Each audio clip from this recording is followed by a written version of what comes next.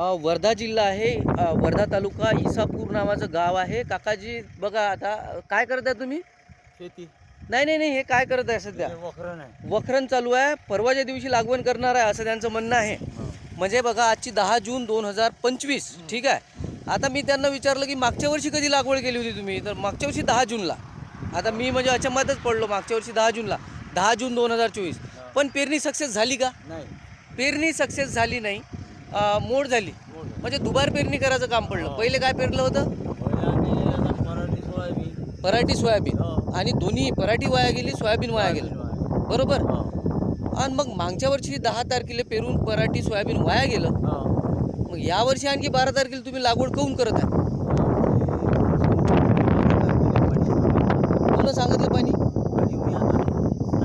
मागच्या वर्षी बी सांगितलंच असं, म्हणूनच पेरणी केली असं. नाही नाही, आम्ही आता मागच्या वर्षी आता यावर्षी उशीर झाला. मागच्या वर्षी कोणी सांगितलं होतं? तर मागे तुम्ही आम्ही समजा झाले बा. बरोबर आहे. बघा मागच्या वर्षी मोसमी वारे चालू झाले म्हणून त्यांनी लागवण केली. कधी? 10 जून 2024 रोजी. मागच्या वर्षी पेरणी वाया गेली. आता यावर्षी म्हणते मी हुशार झालो आणि यावर्षी 12 तारखेला लागवण करू. पण सांगितलं कोण पाणी येणार म्हणून? म्हटलं मग आता मोसम चालू होणार आहे 12 तारखेपासून. बघा 12 तारखेपासून मोसम चालू होणार आहे. हो, एक गोष्ट लक्षात घ्या.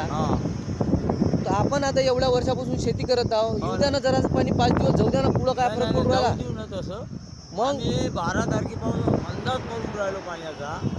पाणी का झाला, 1-2 पाणी झाले त्याच्या बाद आम्ही लावून करू. मग असं म्हणा ना, 1-2 पाणी झाल्याशिवाय लागवण करणार नाही. योग्य पाऊस पडल्याशिवाय पाणी लागवण करणार नाही, बरोबर. मागच्या वर्षी आम्हाला मागच्या वर्षी झटका असा बसला तर आता आम्ही हुशार झालो. अच्छा अच्छा अच्छा. हुशार झालो आम्ही. वर्धा तालुका, वर्धा जिल्हा, इसापूर नावाचं गाव आहे.